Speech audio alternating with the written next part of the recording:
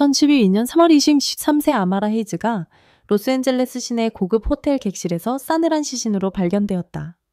수사가 진행되면서 유명 대형 교회 목사 말라키 그랜트의 충격적인 이중 생활이 드러났다. 2010년 9월 캘리포니아 비벌리 힐스의 심장부에 위치한 빛의 왕국 교회에서 불륜 조작 살인의 비밀을 폭로하고 한 남자의 제국을 무너뜨릴 연쇄 사건이 시작되었다. 아마라 헤이즈는 뚜렷한 목표를 가진 여성이었다. 23세의 그녀는 주변 사람들에게 영감을 주는 강한 의지로 꿈을 쫓았다.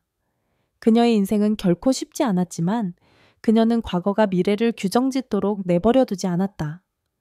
로스앤젤레스 남부에서 자란 아마라는 불우한 가정 환경 속에서 성장했다. 전과자인 아버지는 거의 집에 없었고 어머니는 중독과 싸웠다. 10살이 되기도 전에 아마라는 혼자서 삶을 헤쳐나가는 법을 배웠고 어머니가 며칠씩 사라지는 동안 어린 동생들을 돌보곤 했다. 힘든 삶이었지만 아마라의 정신은 꺾이지 않았다. 10대 시절 아마라는 예상치 못한 희망을 발견했다. 학교 친구가 그녀를 로스앤젤레스 전역에서 화려함과 강력한 설교로 유명해진 대형 교회인 빛의 왕국, 교회 청소년 예배에 초대했다.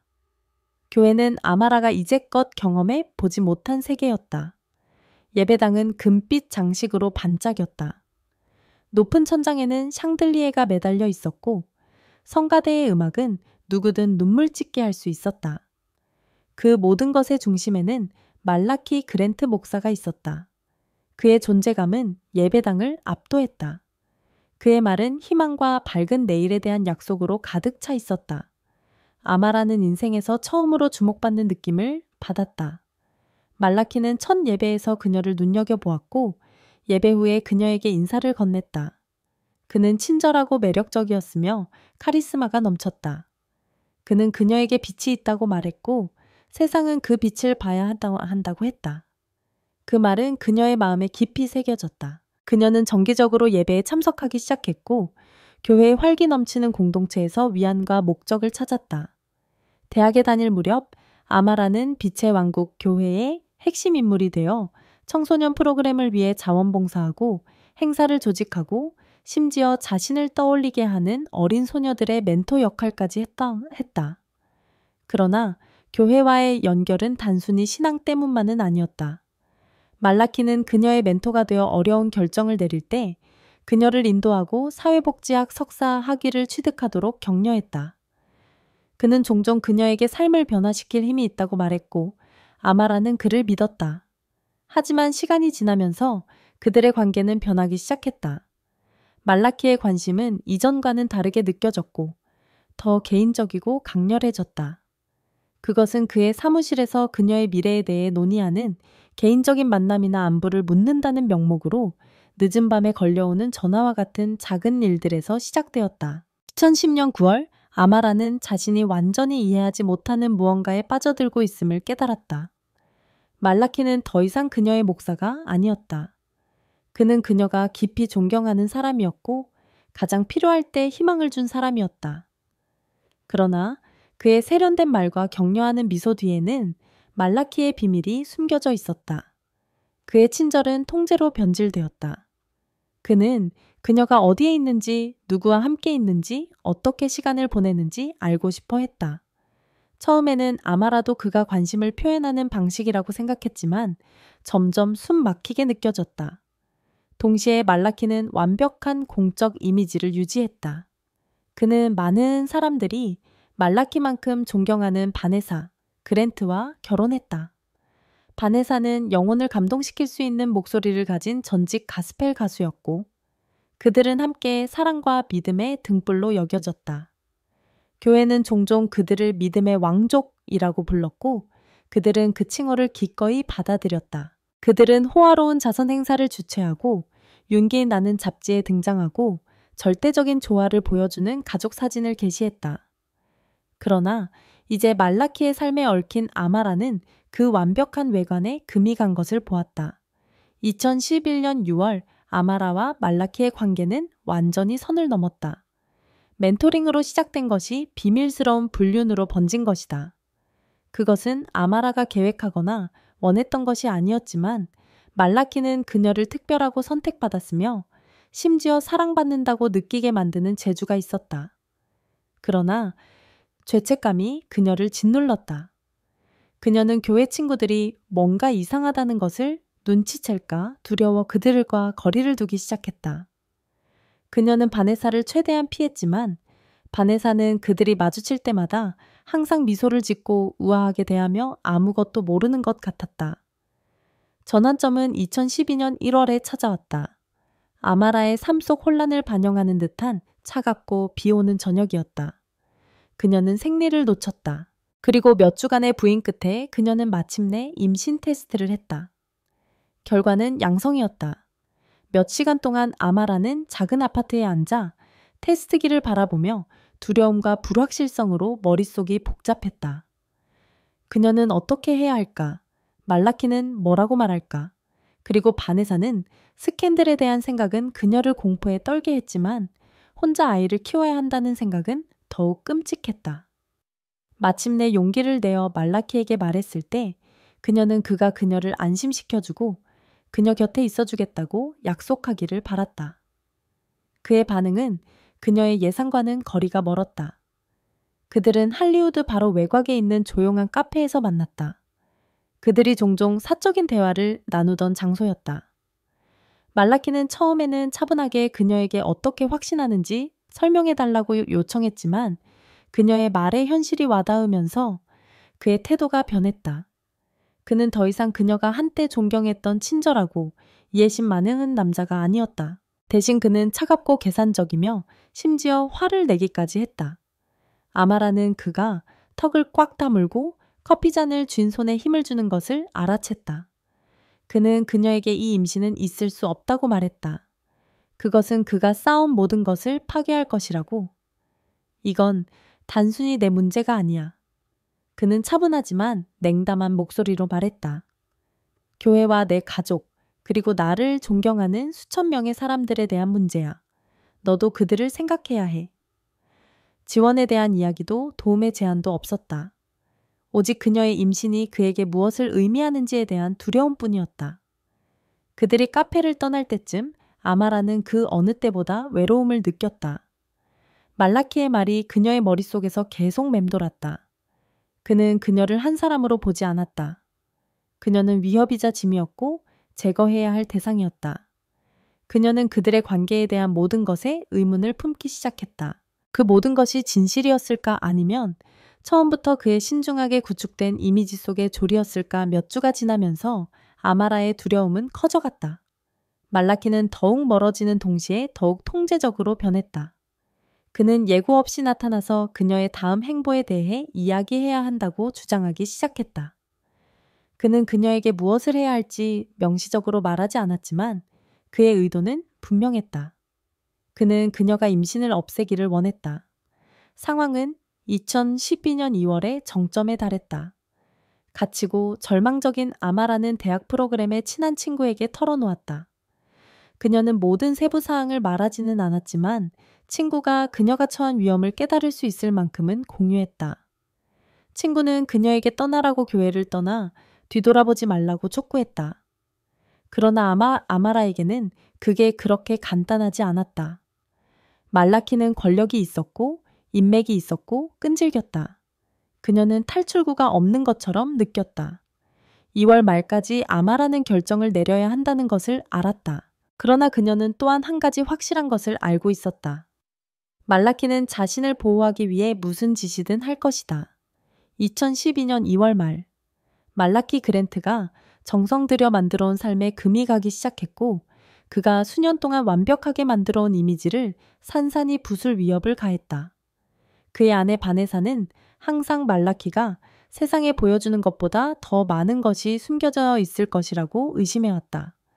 그녀는 여성, 특히 젊은 여성들이 그에게 끌리는 방식을 모르는 척하지 않았다. 그녀는 그를 따라다니는 속삭임에 귀를 막지 않았다. 그가 어디를 가든. 그러나 항상 침착하고 우아한 바네사는 징후를 무시하기로 했다. 그녀는 자신의 의심을 마음속 깊이 묻어두는 법을 배웠다. 결국 그들의 결혼은 단순한 결합, 그 이상이었다. 그것은 그들의 공적 제국의 토대이자 교회 성공의 초석이었다. 그러나 2012년 2월 24일 아침 바네사의 결심은 그녀가 예상치 못한 방식으로 시험받았다. 비벌리 힐스의 넓은 집에서 아침 식사를 준비하는 동안 말라키는 그의 휴대폰을 부엌 카운터에 놓고 갔다. 그의 평소 경계하는 태도에서는 보기 드문 실수였다. 호기심이 생겼지만 망설이던 바네사는 화면을 힐끗 보았다. 그녀가 모르는 번호에서 온 문자 메시지가 화면에 떴다. 내용은 간결하고 모호했지만 그녀에게 오싹함을 안겨주었다. 메시지에는 더 이상 이렇게 할 수 없죠. 게이 없어. 이야기에 대해 어다다 해둥에 좀 아마라 라는 내용이었다. 바네사는 깨달음이 오면서 가슴이 철렁 내려앉았다. 그녀는 전에 아마라라는 이름을 들어본 적이 있었다. 말라키는 그녀를 젊은 교회 자원봉사자이자 잠재력이 많은 밝은 영혼으로 무심하게 언급했었다. 그러나 이제 바네사는 그 이름을 다르게 보았다. 남편의 이중성을 헤쳐나온 수년간 다듬어진 그녀의 직감은 이것이 더 심각한 문제라고 외치고 있었다.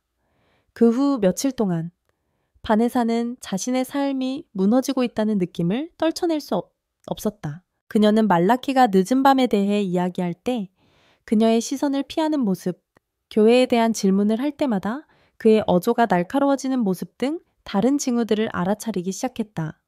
2012년 2월 26일 말라키가 리더십 수련회에 가 있는 동안 바네사는 그의 서재를 수색했고 설교와 영수증 더미 아래 서랍에 숨겨진 아마라의 이름과 주소가 휘갈겨 쓰여진 찢어진 종이 조각을 발견했다. 그녀는 아직 그들을 직면할 준비가 되어 있지 않았지만 그것은 그녀의 두려움을 확인하기에 충분했다. 한편 말라키의 개인 비서인 레이첼 플러는 그의 속임수에 점점 더 얽히게 되었다. 레이첼은 말라키를 멘토이자 심지어 아버지 같은 존재로 여기며 맹목적으로 충성했다. 그녀는 교회에 봉사하며 자신의 삶을 바쳤고 말라키의 비전을 깊이 믿었다. 그래서 2012년 2월 28일 그가 눈에 띄게 괴로워하며 아마라가 교회를 파괴하려 한다고 주장하며 그녀에게 다가왔을 때 레이첼은 망설임 없이 그를 믿었다. 말라키는 아마라를 자신의 명성을 훼손하기 위해 스캔들을 조작한 불안정한 젊은 여성으로 묘사하는 이야기를 지어냈다. 그는 교회를 위해 상황을 은밀하게 처리하는데 레이첼의 도움이 필요하다고 주장했다. 레이첼은 불안했지만 말라키를 맹목적으로 신뢰했다. 그 후 며칠 동안 그녀는 그의 신복이자 공범자가 되었다. 2012년 3월 3일 말라키는 로스앤젤레스 시내의 고급 호텔에서 아마라와의 만남을 주선했다고 밝혔다. 그는 레이첼에게 그것은 상황을 진정시키고 아마라가 그녀가 초래할 수 있는 피해를 이해하도록 하기 위한 것이라고 말했다. 레이첼은 망설였지만 대기하기로 동의하고 아마라에게 일이 잘못될 경우 지원할 준비를 했다. 그 만남으로 이어지는 며칠은 공포로 가득 차 있었다. 말라키의 행동은 점점 더 불안정해졌다.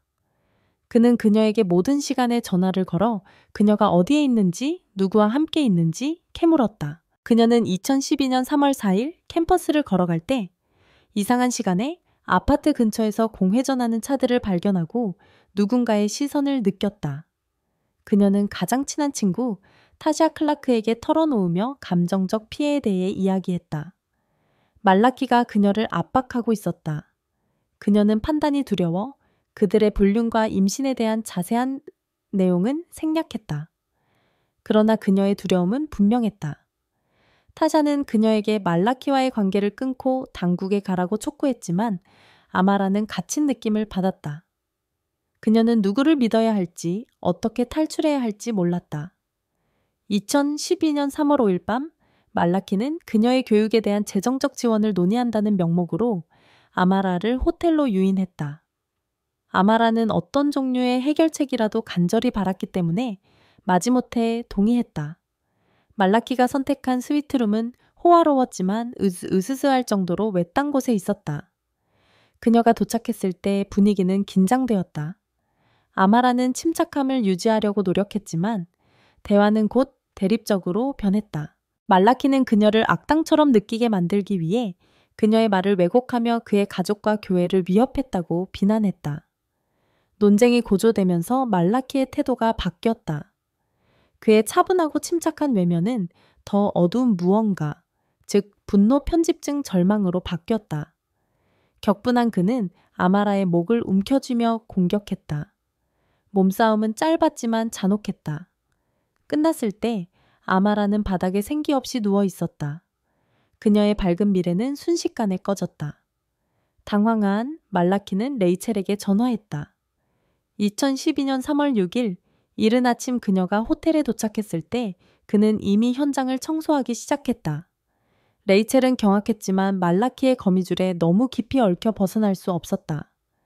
그들은 함께 말라키의 개입 흔적을 꼼꼼히 지우고 증거를 없애고 지문이 남지 않도록 했다. 레이첼은 표면을 닦으면서 손을 떨었고 마음속에는 의심이 가득했다. 그들이 호텔을 나설 때 새벽이 오기 전이었고 그들은 아무 말도 하지 않았지만 그들이 저지른 일의 무게가 무겁게 감돌았다. 죄책감, 두려움, 그리고 되돌릴 수 없다는 깨달음으로 가득 찬 침묵. 2012년 3월 6일 로스앤젤레스시는 아마라 헤이즈 살해, 사건의 충격적인 소식으로 떠들썩했다. 조용한 아침으로 시작된 하루는 지역 뉴스 방송국들이 이 이야기를 다루면서 순식간에 혼란에 빠졌다. 그녀의 죽음에 대한 끔찍한 세부 사항만으로도 헤드라인을 장식하기에 충분했지만 말라키 그랜트 목사와의 연루에 대한 소문이 퍼지면서 이야기는 폭발했다. 빛의 왕국, 교회의 카리스마 넘치는 지도자 말라키는 열정적인 설교와 교인들을 위한 인도주의적 노력으로 유명했다. 그는 신의 사람이었고 누구도 건드릴 수 없는 존재였다. 그러나 이제 그의 이름은 스캔들과 비극과 연결되었다. 교회의 지지자들은 말라키에 대한 흑색 선전이라고 믿으며 거리로 쏟아져 나와 기도회를 열고 항의했다. 그들은 그것을 마녀사냥이라고 불렀고 누군가가 지역 사회를 위해 많은 일을 해온 사람을 파괴하려 한다고 주장했다. 교회는 전화에 휩싸였고 기자들은 교회 문 밖에서 진을 쳤으며 일요일 예배는 말라키의 무죄를 공개적으로 선언하는 자리로 변질되었다. 압박감이 커지면서 수사관들은 서둘러야 한다는 것을 알았다. 엘레나 모랄레스 형사와 그렉 존슨 형사는 진실을 밝히는 임무를 맡았다. 2012년 3월 8일까지 그들은 이미 아마라와 말라키 사이에 문제가 되는 연결고리를 발견했다. 아마라의 휴대폰에서 복구된 문자 메시지는 그들 사이에 빈번한 소통이 있었음을 보여주었다. 그리고 언어는 종종 애매모호했지만 깊은 개인적인 관계를 암시했다. 그녀가 죽기 이틀 전에 보낸 문자에는 우리는 더 이상 이것을 숨길 수 없어. 뭔가 바뀌어야 해. 라는 내용이 담겨 있었다.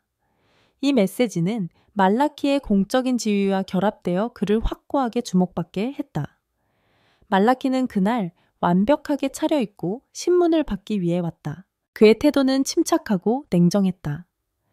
그는 아마라와의 부적절한 관계를 부인하며 그녀는 단지 자신이 멘토링했던 젊은 여성일 뿐이라고 주장했다. 그는 그녀의 잠재력 교회에서의 참여, 그리고 그녀의 죽음이 얼마나 비극적인 손실인지에 대해 이야기했다. 그러나 모랄레스 형사는 그의 손이 테이블 밑에서 초조하게 움직이는 모습 질문이 더 구체적이 될 때 그의 목소리가 흔들리는 모습을 알아차렸다. 뭔가 맞지 않았다. 수사가 깊어지면서 또 다른 핵심 인물이 등장했다. 말라키의 아내 바네사 그랜트. 수년 동안 바네사는 완벽한 파트너였으며 모든 승리와 도전 속에서 말라키의 곁을 지켰다.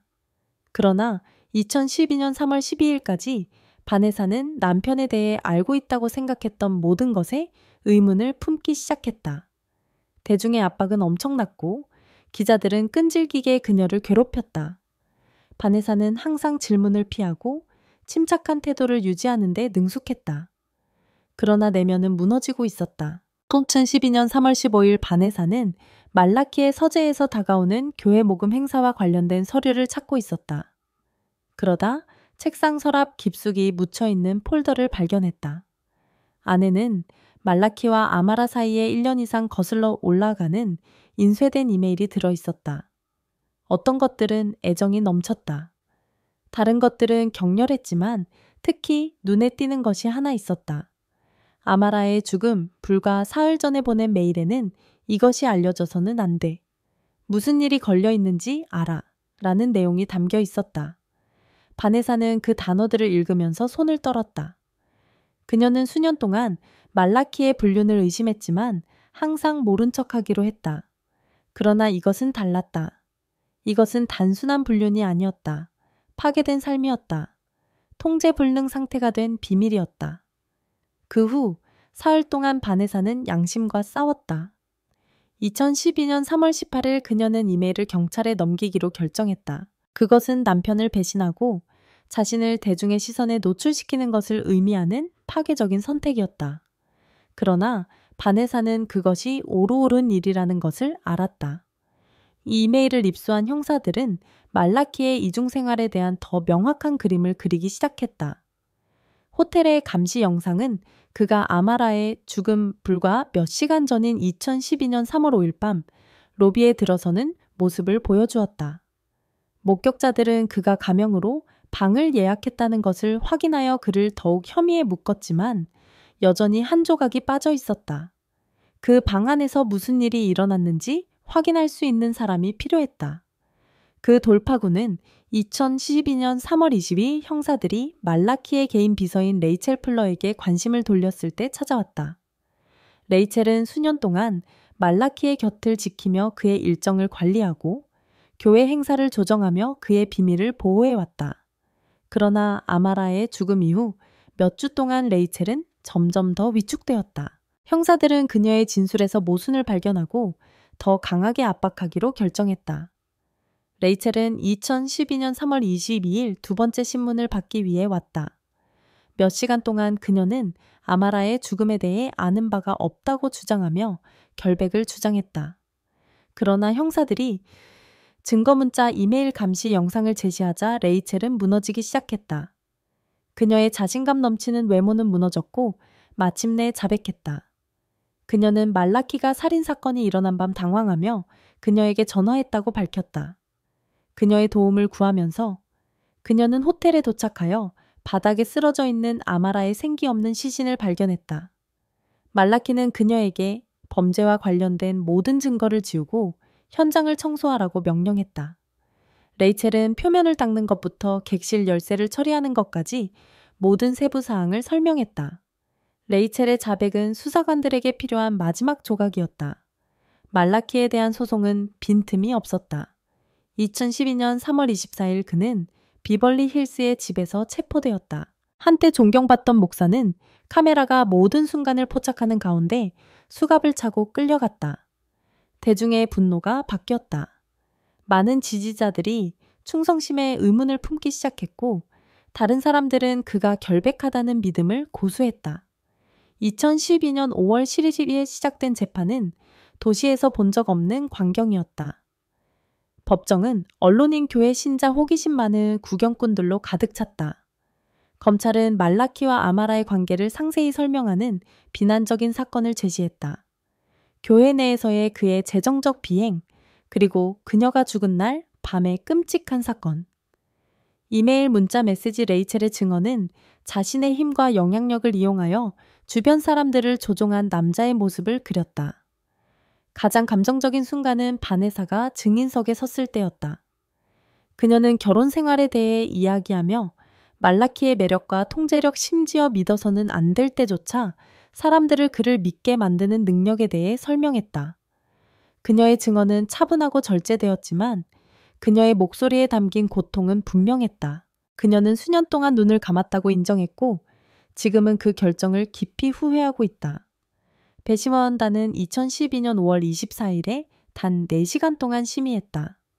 말라키는 1급 살인죄로 유죄 판결을 받았다. 선고는 신속했다. 가석방 없는 종신형. 판결이 낭독되자 법정은 침묵에 잠겼다. 그 순간의 무게가 참석한 모든 사람을 짓눌렀다. 말라키의 권력 상승을 지켜본 사람들에게 그의 몰락은 충격적이면서도 불가피했다. 말라키의 체포와 유죄 판결은 파괴된 삶의 흔적을 남겼다. 그러나 그것은 또한 진실을 위해 일어서기로 선택한 사람들의 힘을 드러냈다. 바네사 레이첼, 심지어 아마라의 가장 친한 친구인 타샤도 앞으로 나아갈 방법을 찾았다.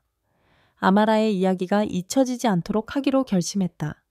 2012년 5월 24일 판결이 낭독되자 법정은 조용해졌다. 한때 수천 명에게 희망과 믿음의 등불이었던 말라키 그랜트는 일시 1급 살인죄로 유죄 판결을 받았다. 그는 꼼짝하지 않고 앉아 있었고 그의 평소 자신감 넘치는 자세는 패배의 무게로 바뀌었다. 판사들이 선고한 가석방 없는 종신형은 관련된 모든 사람에게 길고 고통스러운 여정의 끝을 알렸다. 재판을 둘러싼 언론의 광란은 도시의 어느 구석도 건드리지 않은 곳이 없었다. 그리고 판결이 방송되자 반응은 엇갈렸다. 말라키의 가장 충성스러운 추종자 중 일부는 그가 부당하게 대우받았다는 믿음을 고수했고 다른 사람들은 조용히 진실을 받아들였다. 그들이 존경했던 사람은 사기꾼이었다.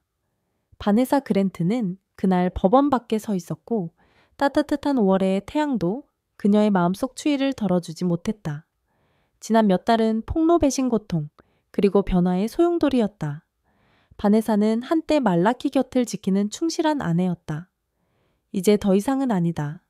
그녀는 생존자이자 투사이며 자신의 정체성을 되찾기로 결심한 여성이 되었다. 2012년 7월까지 바네사는 말라키의 아내로 지낸 세월 동안 목격한 학대와 부패에 대해 공개적으로 말하기 시작했다.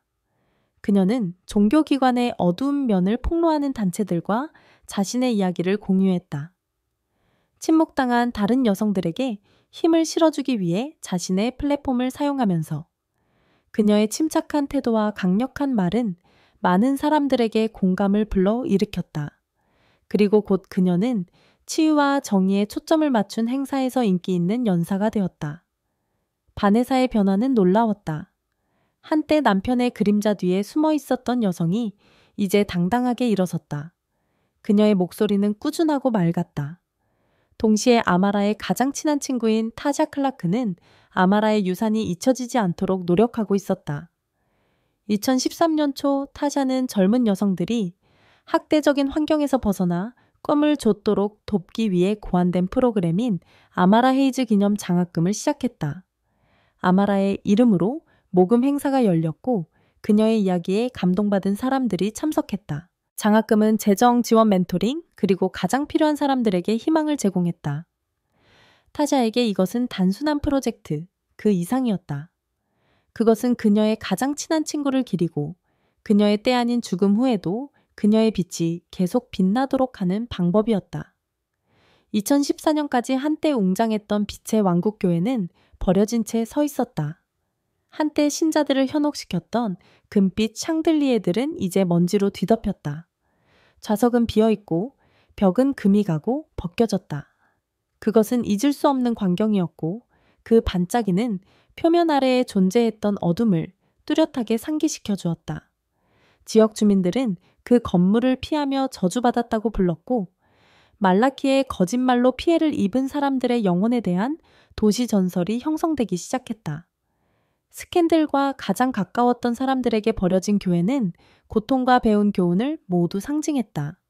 그것은 견제받지 않는 권력에 대한 경고이자 한 사람에게 너무 많은 믿음을 두는 것의 위험성에 대한 경고였다. 그러나 그 텅 빈 건물의 그늘에서 삶은 재건되고 있었다. 바네사 타샤, 그리고 수많은 다른 사람들은 비극을 변화로 바꾸기로 결심하고 아마라의 이야기를 계속 전했다.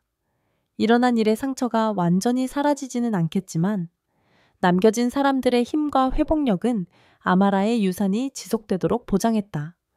배신의 잿더미에서 태어난 희망의 등불. 매일 업데이트되는 소식을 놓치지 않도록 좋아요와 구독을 눌러주세요. 그리고 또 다른 엄청난 사건을 확인할 수 있습니다. 텍사스주 댈러스의 아내가 크리스마스 저녁 식사에서 목사와 바람을 피운 것이 폭로되어 살인으로 끝나는 사건이 있습니다. 꼭 확인하시고 아래 댓글 섹션에 생각을 알려주세요.